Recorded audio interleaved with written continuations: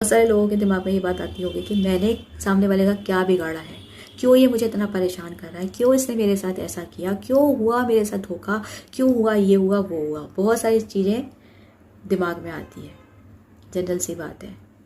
तो यार कोई आपको बिना वजह परेशान नहीं कर सकता। आप अपना कर्मा फेस कर रहे हो। कर्मा के बारे में सब जानते हैं कि वो छोड़ता नहीं है, सबको पता है ये बात। तो अगर आपको कोई दुखी कर रहा है ना, तो आप अपना कर्मा फेस कर रहे हो। जैसा आप करोगे वैसा आपको वापस मिलता है। अगर आप किसी के साथ सही करोगे तो आपको सही वापस मिलेगा, लेकिन अगर आपने किसी के साथ गलत किया तो वैसा आपको वापस मिलेगा।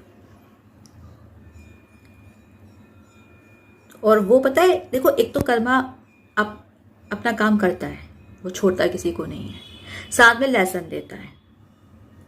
वो आपको कर्मा का फल तो देगा, लेकिन वो आपको लेसन देगा ताकि आप सीख सको और वो गलती फिर ना कर सको।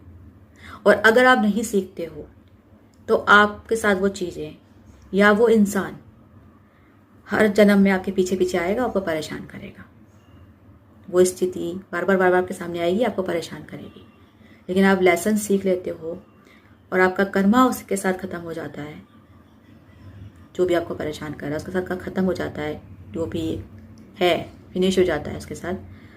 तो फिर वो कभी लौट के नहीं आता, फिर आपको कभी परेशान नहीं करता वो।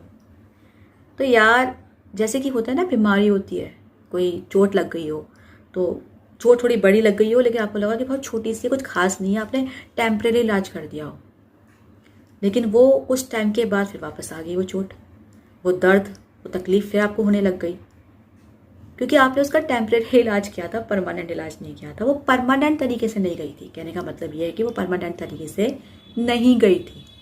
ऐसा आपको लगा था कि परमानेंट तरीके से वो ख़त्म, लेकिन वो परमानेंट तरीके से नहीं गई थी, इसलिए वो वापस लौट के आई है। तो आगे आप खुद समझदार हो। इसलिए जिसके साथ आपका कर्मा ख़त्म हो जाता है वो चला जाता है बिना वजह। ना तो आपको कोई दुखी कर सकता है, ना आपको कुछ कह सकता है।